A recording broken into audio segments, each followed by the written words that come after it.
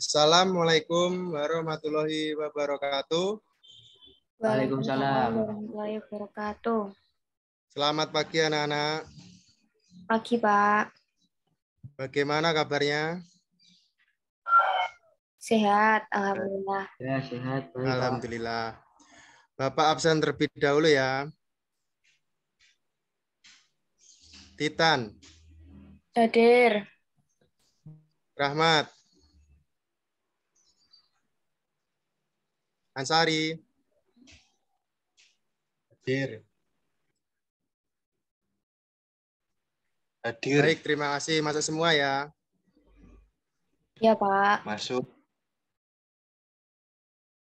Sebelum mengawali pelajaran, agar lebih bersemangat, kita yel-yel terlebih dahulu ya. Ketika Bapak bilang semangat pagi, anak-anak menjawab pagi, pagi, pagi, sama tangannya gini-gini ya. Semangat pagi. Pagi, pagi, pagi. Sekali lagi. Semangat pagi. Pagi, pagi, pagi. Baik, terima kasih. Bapak share PPT sebentar ya.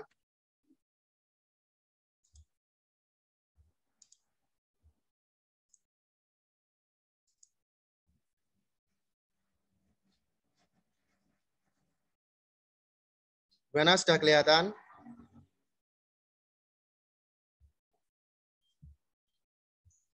Sudah, Pak. Tujuan pembelajaran kita hari ini yaitu siswa diharapkan mampu memahami materi tentang 1. Kebutuhan manusia, 2. Kelangkaan sumber daya ekonomi, 3. Masalah pokok ekonomi.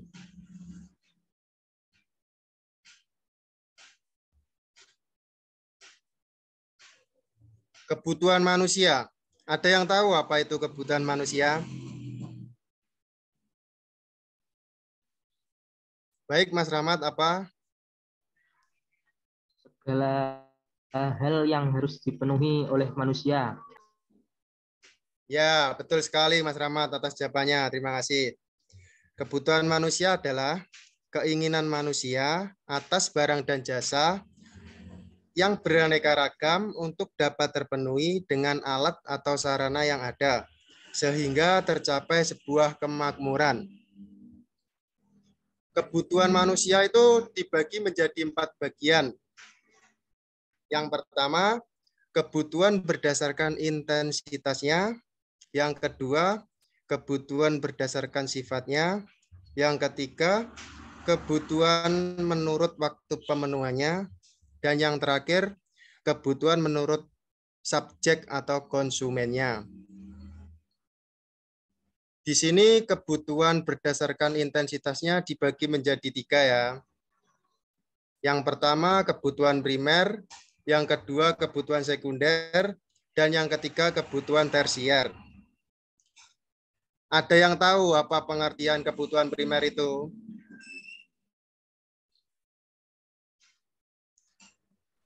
Kebutuhan yang harus dipenuhi terlebih dahulu, Pak. Ya, betul sekali Mas Ansari atas jawabannya. Terima kasih. Kebutuhan primer adalah kebutuhan yang mutlak harus dipenuhi terlebih dahulu. Contohnya seperti makanan, minuman, dan tempat tinggal. Yang kedua, kebutuhan sekunder. Kebutuhan sekunder adalah kebutuhan sebagai pelengkap. Kebutuhan sekunder dipenuhi setelah kebutuhan primer terpenuhi. Contohnya buku, meja, dan lemari. Kebutuhan tersier. Kebutuhan tersier itu yang gimana ya?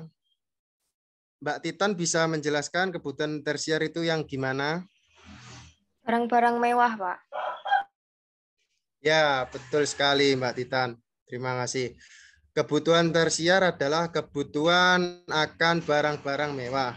Seperti mobil mewah, rumah mewah, dan apartemen.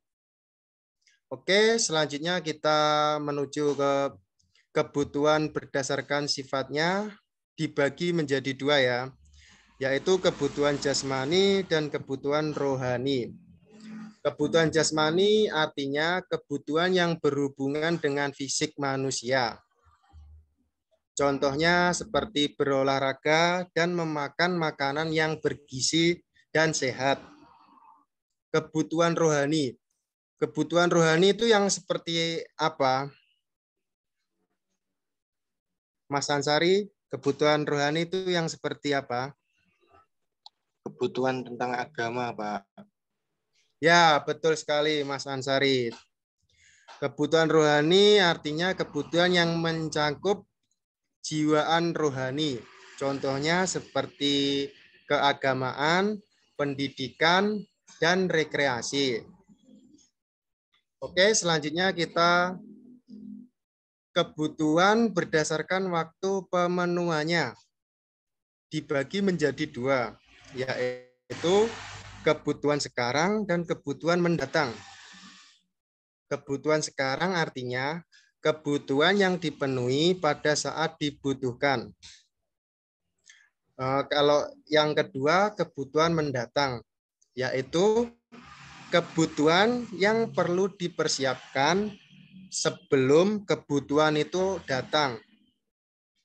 Contohnya seperti apa? Kebutuhan yang perlu disiapkan dari sekarang itu seperti apa? Ya, betul sekali. Kebutuhan yang perlu dipersiapkan dari sekarang yaitu seperti tabungan uang dan payung sebelum musim penghujan. Yang terakhir, kebutuhan berdasarkan subjek atau konsumennya. Itu dibagi menjadi dua, yaitu kebutuhan perseorangan dan kebutuhan sosial. Kebutuhan perseorangan adalah kebutuhan yang berhubungan langsung dengan pribadi-pribadi manusia. Contohnya, buku untuk siswa dan kain kanvas untuk pelukis.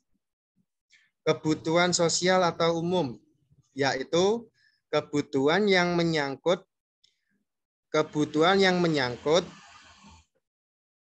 banyak orang. Contohnya fasilitas umum dan transportasi seperti bis, kereta api, dan pesawat.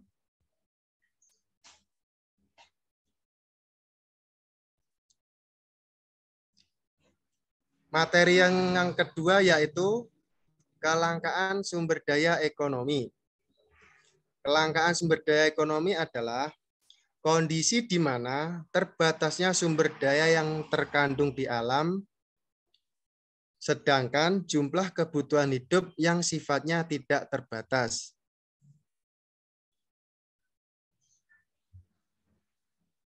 Kelangkaan sumber daya ekonomi itu dibagi menjadi berapa? Ada yang tahu?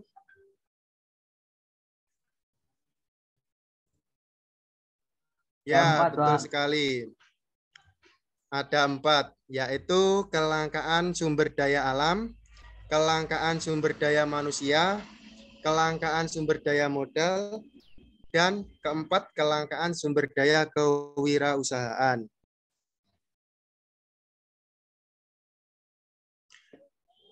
Kelangkaan sumber daya alam. Kelangkaan sumber daya alam adalah sumber daya yang terkandung di alam itu sifatnya tidak terbatas. Karena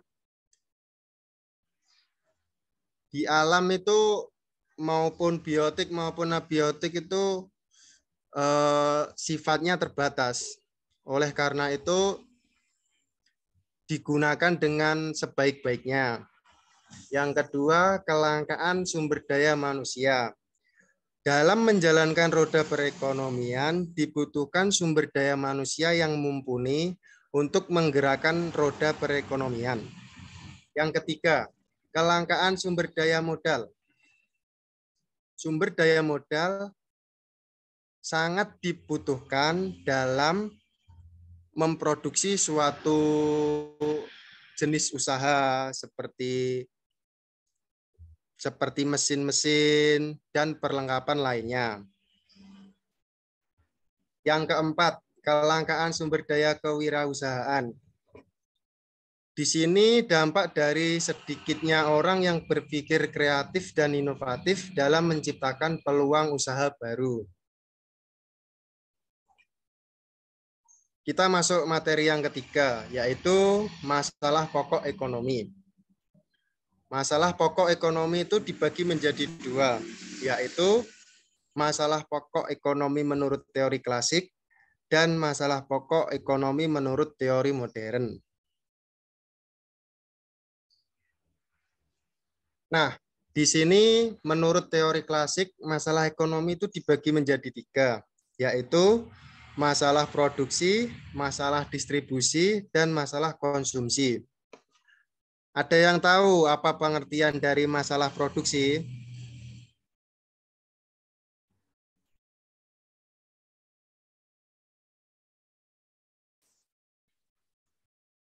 Ya, betul sekali. tahu. Artinya, menghasilkan barang dan jasa yang ditunjukkan untuk memenuhi kebutuhan manusia. Yang kedua, masalah distribusi.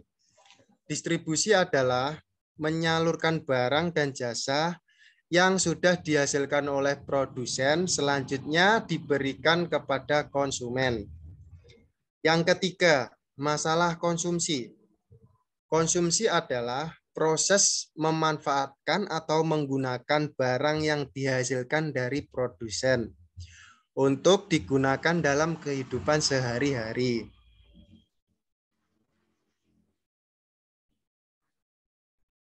Yang kedua, masalah pokok ekonomi menurut teori modern. Itu dibagi menjadi tiga. Yang pertama, barang apa yang akan diproduksi dan berapa banyak.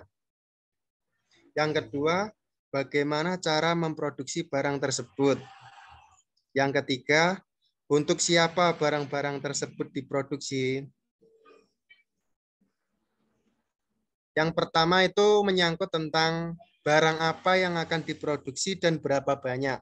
Nah, masalah ini menyangkut tentang ide dan gagasan yang difikirkan, selanjutnya diaplikasikan untuk membuat sebuah produk yang baru.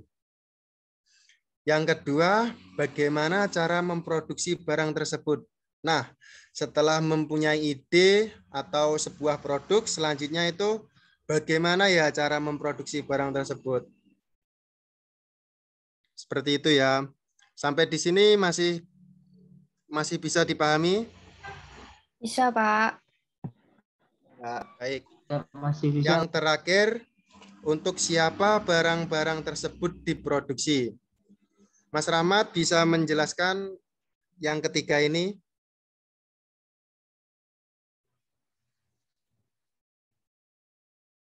Untuk siapa barang-barang tersebut diproduksi sebenarnya? Konsumen.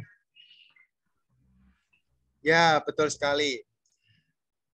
Setelah memikirkan bagaimana cara memproduksinya, selanjutnya itu masalah konsumsi. Untuk siapa sebenarnya barang-barang tersebut diproduksi? Untuk anak-anak atau orang tua atau nenek-nenek? Seperti itu ya. Baik, selanjutnya yaitu soal diskusi kelompok. Nanti dibagi menjadi dua kelompok ya. Kayaknya pada lesu-lesu di sini. Kita ya terlebih dahulu ya.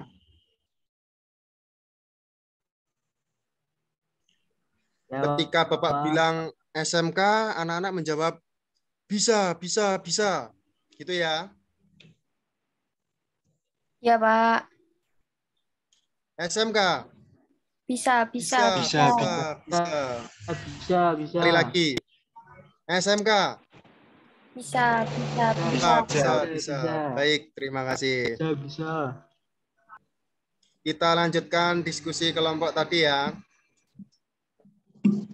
Soalnya seperti ini. Sebutkan faktor-faktor penyebab kelangkaan.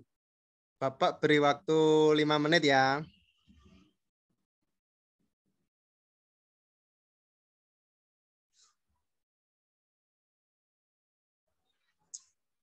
Baik, kelompok 1 sudah siap? Sudah. Ya Mbak, silakan Mbak. Faktor-faktor penyebab terjadinya kelangkaan. Yang pertama, letak geografis yang berbeda. Kedua, pertumbuhan penduduk yang cepat. Ketiga, kemampuan produksi yang kurang. Keempat, tidak meratanya kemajuan iptek. Sudah, Pak. Baik, yang kedua, Mas Rahmat, silakan. Ya, Pak. Biasanya dari faktor bencana alam, juga adanya penyakit, wabah besar dari itu. Kita bisa juga dari kebijakan yang dari pemerintahnya. Adapun sumber daya alam yang terbatas, sumber manusia yang kurang berkualitas, dan juga pembangunan infrastruktur yang kurang merata.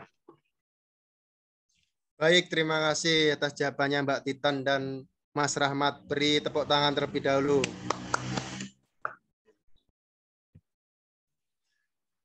Faktor penyebab terjadinya kelangkaan itu seperti tidak meratanya kemajuan iptek. Sebenarnya ilmu teknologi itu sangat diperlukan dalam proses perekonomian yang terjadi pada saat ini maupun mendatang ya. Yang kedua itu sumber daya yang terbatas. Nah, di sini itu sumber daya yang terbatas, bagaimana cara pemanfaatan sumber daya yang terbatas ini untuk dimanfaatkan sebaik-baiknya. Sedangkan sumber daya yang berkualitas ini bisa dididik dan dikembangkan di Balai Pelatihan Kerja seperti itu yang ada di Ngunut BLK itu. Sedangkan infrastruktur yang tidak merata. Nah, pembangunan ini tidak bisa dilakukan hanya waktu 1 sampai 2 tahun saja. Pembangunan ini dibutuhkan waktu yang bertahun-tahun untuk membangun suatu infrastruktur yang merata ya. Baik, apa bisa dipahami? Bisa, Pak. Nah, selanjutnya kita masuk ke sesi review pembelajaran. Tadi kita sudah mempelajari materi tentang apa saja? Ya, betul sekali. Tadi kita sudah mempelajari materi tentang kebutuhan manusia, kelangkaan sumber daya ekonomi, dan masalah pokok ekonomi.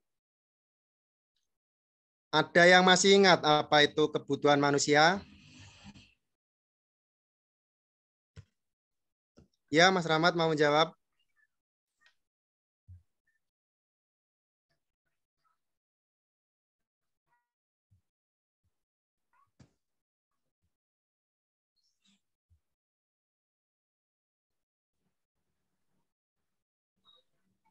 Ya, kebutuhan Kebutuhannya manusia ada primer, adalah sekunder. keinginan manusia atas barang dan jasa yang beraneka ragam untuk dapat terpenuhi dengan alat atau sarana yang ada, sehingga tercapai sebuah kemakmuran. Kalau kelangkaan sumber daya ekonomi itu apa? Ada yang masih ingat?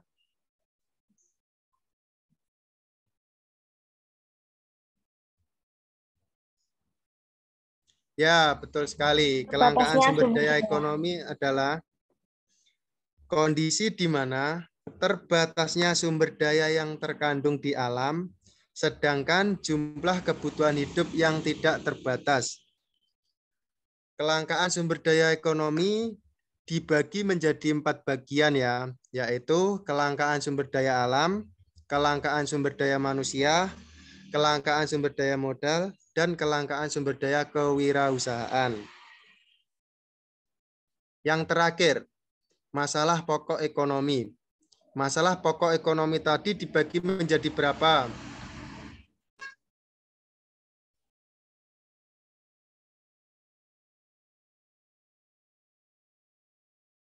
Jadi 2.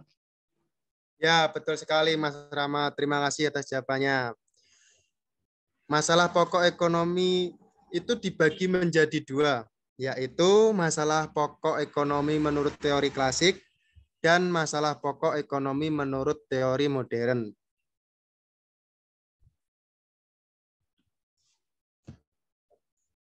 Sebelum Bapak akhiri, ada yang mau bertanya atau yang belum paham, silahkan bertanya. Sudah paham, Pak. Baik, terima kasih.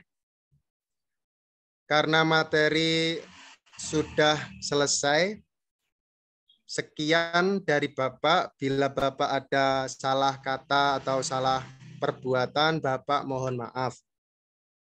Wallaikumsalam taufik walhidayah. Wassalamualaikum warahmatullahi wabarakatuh. Beri tepuk tangan. Waalaikumsalam warahmatullahi wabarakatuh.